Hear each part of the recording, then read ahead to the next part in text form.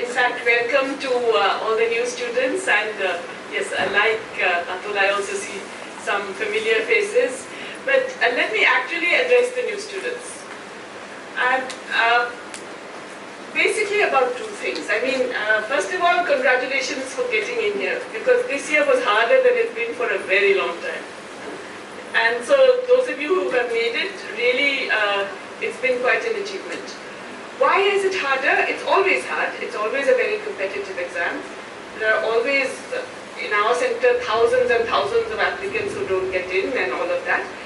It's been harder this year because there have been various ways in which intake has been reduced. So Atul has talked about the reduction through the misuse of a UGC regulation.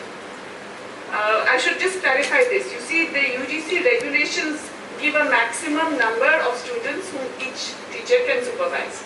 And it's hierarchical.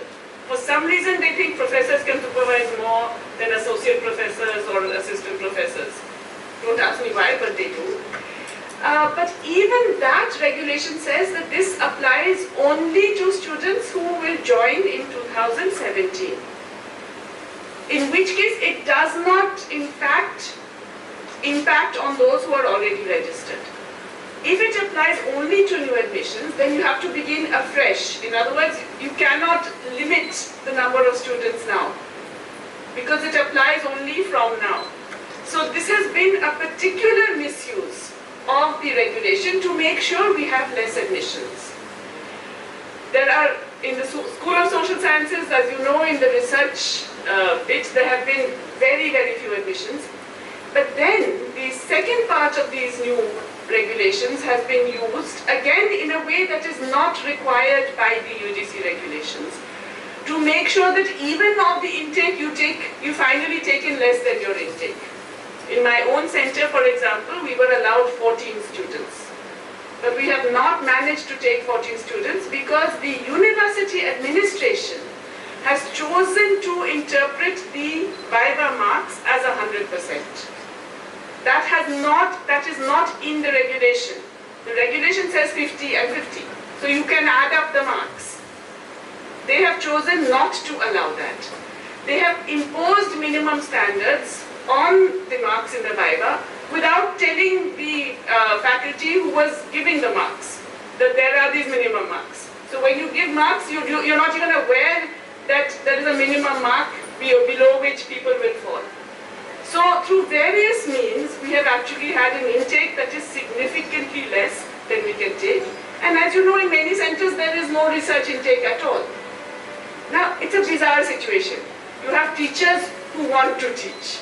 You have would-be supervisors who are anxious to have students to supervise. You have students all over the country who would love to be in JNU and learn. Yet you do not allow the two to come together.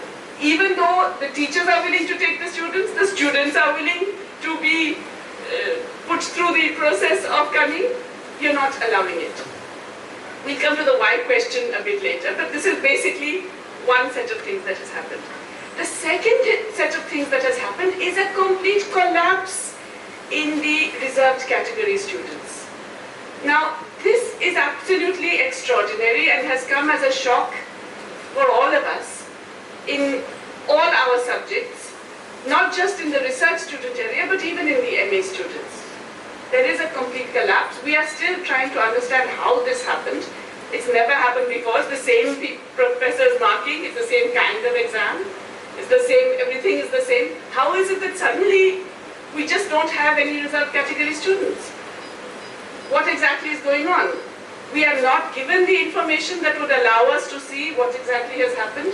We are not given the procedure whereby a whole bunch of reserved category students is simply excluded. Because again, we know that so many students sat the exam. So many students wanted to come. So many students were available and desirous of joining, including reserved category students. We're not letting them in. Why? Okay, we'll come to that in a minute. That's the second implication of the way this thing has been implemented. We have a whole range of other bizarre pieces in the regulations. Atul has identified them. But what is more extraordinary, it's not just the regulations, it is the way this administration is choosing to implement them. And I think that we have to recognize. The regulations are crazy and often a bit simplistic, make no sense, etc. It's not only that the university authorities decided to implement these reservations without consultation, as Atul has said, but it's also that they're implementing in their own way. They're going well beyond the regulations in a whole range of things. Unnecessarily so, and in a way that restricts student intake and particularly restricts the diversity of student intake. Okay, so this is basically the outcome of these regulations and the way this JNU administration has chosen to interpret it. Now the question is why? Well, to go to why, like Atul, I think we need to step back and look at what exactly JNU is. Now it's true that people outside also often accuse us of thinking that we're special. Why do you think JNU is so different and special and all that? After all, it's just another university and you should be the same as other universities. Many of us have actually traveled and lectured and interacted with many other universities in the country, and JNU is special, I have to tell you, okay? It's not alone. There are other universities where similar tendencies and trends are apparent, but I think JNU is, if you like, it's symbolic, it's emblematic of a particular type of university, which I would say is the closest you can get to the ideal kind of higher education institution in a developing country like India. So what do I mean ideal kind of higher education institution? Essentially, what's a university? Of course, it gives you skills. It trains you in your subject, your discipline, etc. But the purpose of a university ultimately is to produce good citizens. And what is a good citizen? It's a thinking person. It's somebody who is aware of what is around her surroundings, his surroundings, of what is going on in the world around them, of what their role in that world is, and is able to empathize with others. Okay? I think JNU is special because it had an extraordinary spirit of democracy. Okay? And I think that democracy is what created the real education of JNU. It's true, we teach you people stuff in class, we give you various projects and things to do, and you do it and you learn things.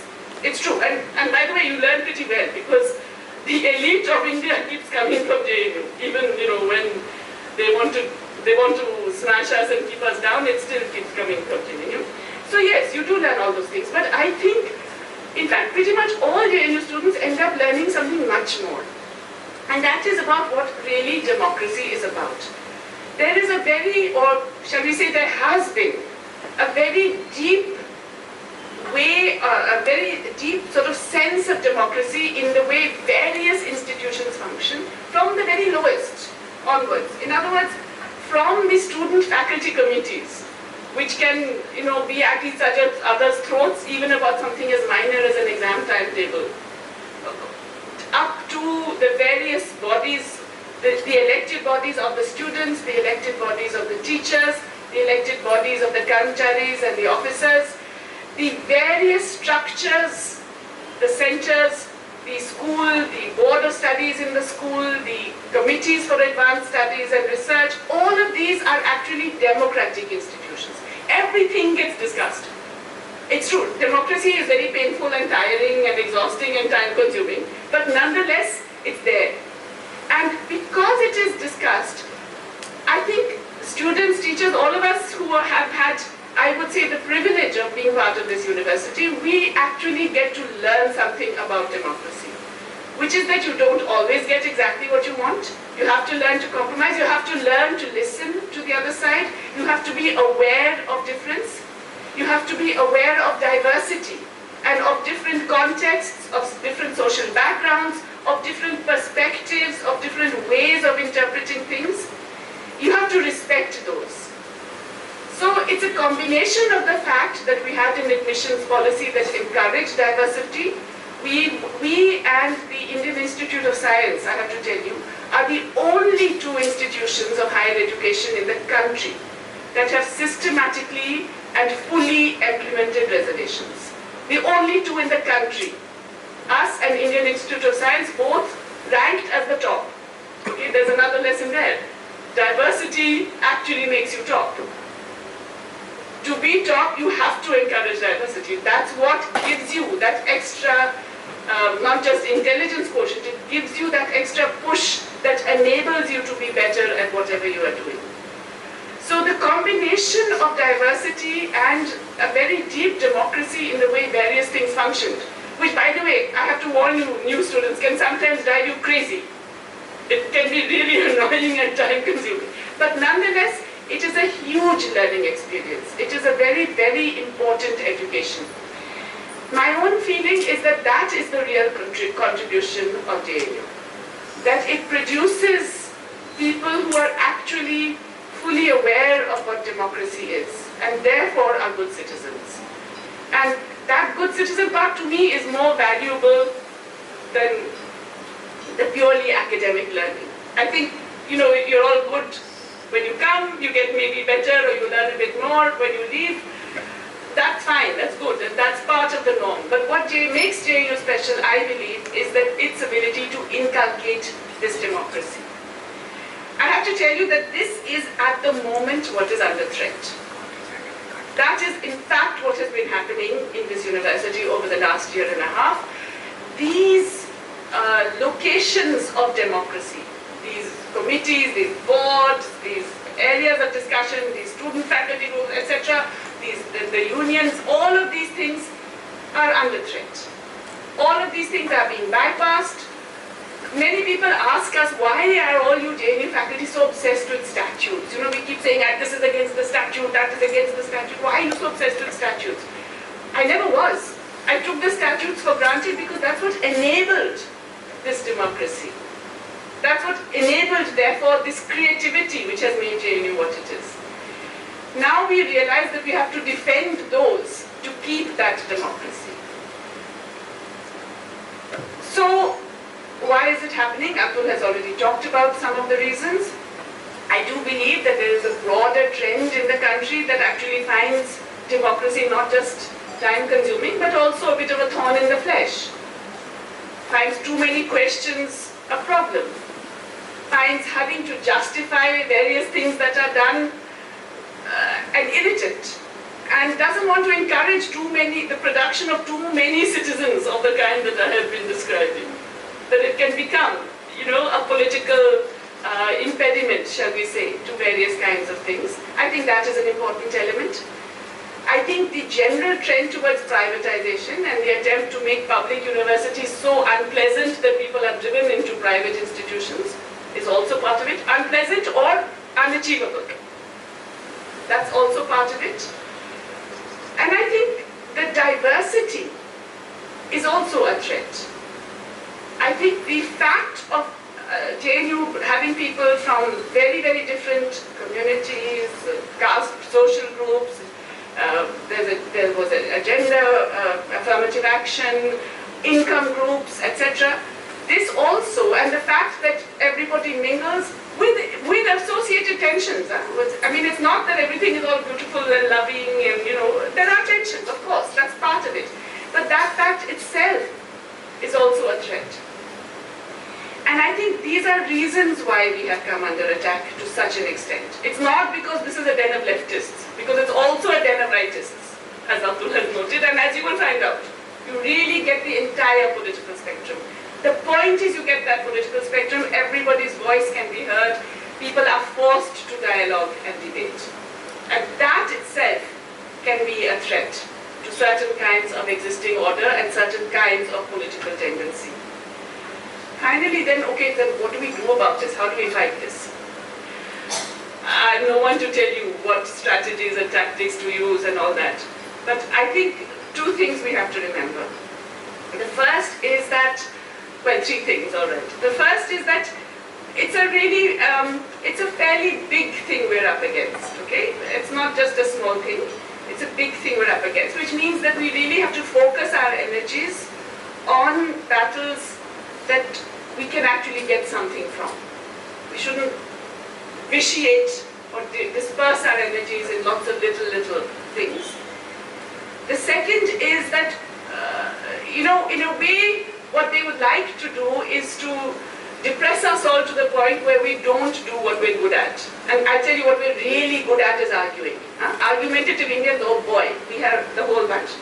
Arguing, and arguing clarifies your mind, arguing makes you listen to the other person, arguing is democracy, okay? We're really good at that. We shouldn't let that stop. We shouldn't let our, how shall I put it, there is a certain kind of spirit of even those of you who have been here before know it, but those of you who haven't been here, there's a kind of a spark, a joie de vivre, a kind of excitement about a lot of activities that happen on campus. We shouldn't lose that just because, you know, we feel we're under attack. We should actually keep that joy. We should actually keep that enthusiasm and that spirit and that sense of engagement and togetherness even with people you have disagreements with and so on. I think that's very, very important. And finally, I would say that, you know, these are, this is a period of history where, you know, there are many difficulties in different directions that you only have to look around, right? But it's important not to actually lose heart or get pessimistic at any one little thing.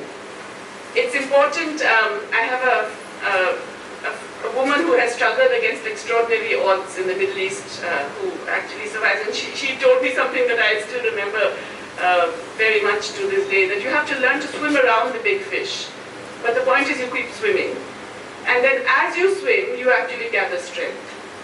And I think you have to have a long-term vision, medium-term, in your case 2 years, okay? You're here for 2 years in your MBA. You have that medium-term vision to begin with, and you keep your spirits up.